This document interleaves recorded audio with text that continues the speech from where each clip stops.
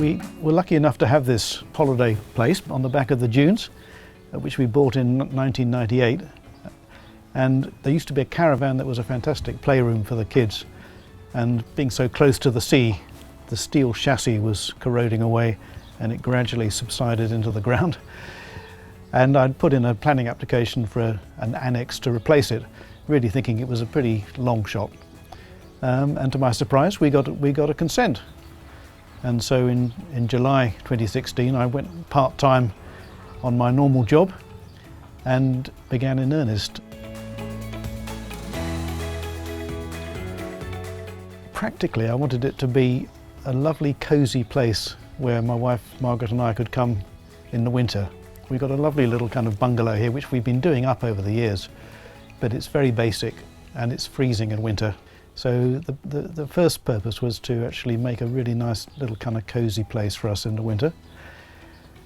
And then at the same time, I wanted it to be really economical and to demonstrate some of the things that I kind of believe in building. Simplicity, directness, working with basic principles.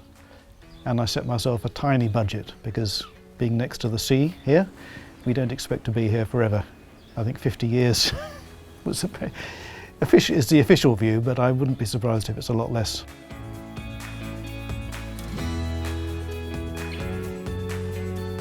The layout is quite simple, and it really follows the caravan layout with the bedroom at one end, the living room at the other, and the kitchen in the middle. I didn't want to be digging, complicated foundations, and I'd actually done an experiment a few years ago with my bathroom extension, where I just dug a simple trench and filled it with gravel and put a railway sleeper on top.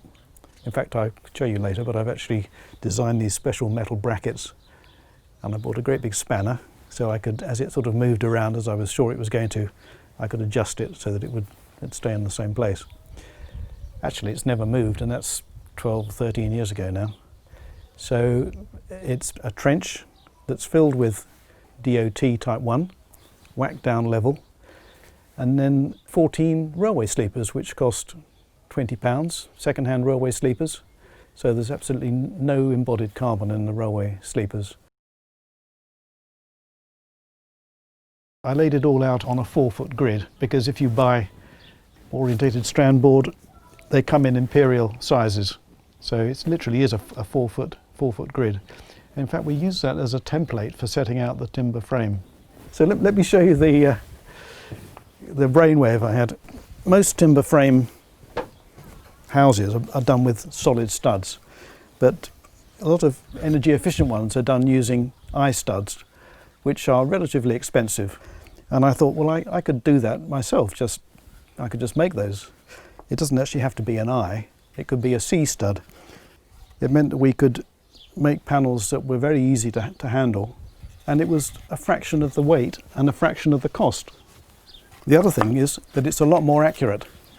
So I could work out these studs precisely, and where there's a window, there's just a batten on the front and a reinforcing bit at the back, and then the horizontal members, which is at the bottom and the top of the window, is done in the same way, and then that just fits together.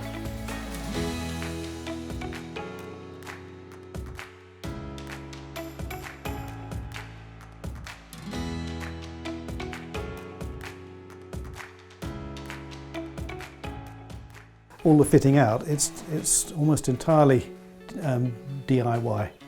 We've used the offcuts from the roof decking. The dining table is made out of an old integrated fridge door. These chairs came out of a skip. The yellow chair, a cast off from a client. Now this light over the dining table I'm rather pleased with. What else can I show you? That was a bad buy. All of this panelling came from our old office, including the sink. This is where it really is a little bit too small. We didn't compromise on the bed width. And they're a lovely design. They were toilet cubicle doors. I think the things I'm describing now are fun with thrift, really, that's how I put it. It's deliberately thrifty, but in a kind of happy way. I'm absolutely delighted with what I've managed to do here with the help of my wife Margaret and a few friends. I just want to do more of this. I think it's been the happiest period of my working life, I would say.